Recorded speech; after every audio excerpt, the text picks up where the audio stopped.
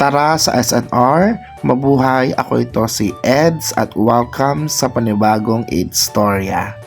Matagal na tong video ito, hindi ko na alam kung kailan nga ito nangyari pero alam ko pumunta kami sa SNR pagkatapos namin ng working kineme namin. So ito sa Erlin, alam ko siya, kumuha siya ng kanyang card kasi expired na yung kanyang card. So nirenew niya. Tapos nag-uli-uli kami dito sa SNR kasi gusto lang namin mag-unwind. So, ang ginawa lang namin dito is kumain kami ng pizza. The best dito yung pizza. And of course, ang aming tinira dito is yung kanilang steak. Ayan, nakakatuwa. Ang sarap-sarap talaga. So, ito ako, sabi ko sa kay Erlene, videohan niya ako habang ako umu-order ng foods. Kung papansin nyo, meron pa ako ditong face mask kasi sobrang tagal na nito. Ito yung mga panahon na medyo nagpapagaling pa ako dahil nga nakaroon ako ng surgery or tinahi yung aking mukha kaya medyo hindi ko pa siya napapakita. So ito yon, nakita ko may dala akong lollipop na malaki, ang sarap-sarap itong isubo, di ba? Pero for sure sasakit ang ngipin mo. So nang uli-uli pa din kami, baka sakaling meron ako mabili dito pero wala talaga akong bibiliin kasi nga wala ako sa mood mamili.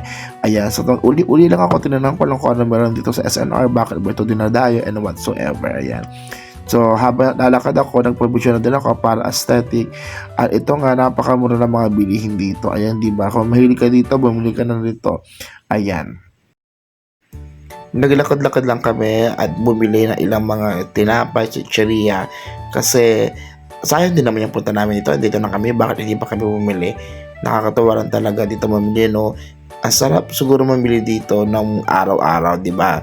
Pero alam niyo mga kamos, talagang iba dito. Akala mo lang mahal pero mapapamura ka kasi nga may mga discounts na dito. So ito nga pala SNR matatagpuan dito sa may Dupay, sa may Maharlika, Kineme. Hindi ko alam kung ang basta malapit sa Grand Terminal, sa may kantuhan, pumunta na lang kayo dito. Napakadali nitong hanapin para ma-experience nyo ang loob dito sa SNR. Ito yung pinaka-paborito kong sektor. Ayan, di ba? Napakadaming mga alak. Tagay tayo. Ayan, di ba? Ang sarap-sarap. Pagkatapos namin dyan, ay pumunta na kami doon sa food court at doon na kami kumain. At marami kaming napagkwentuhang mga tao na naman. Ilan na naman ang aming nasira. Ay, nako.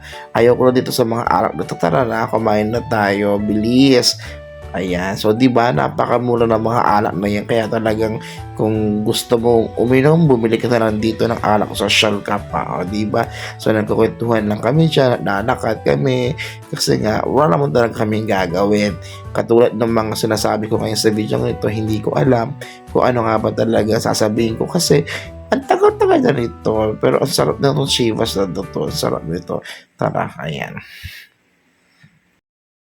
Nagutom kami sa pag-uuli kaya kumain na lamang kami dito sa food court. Bye-bye.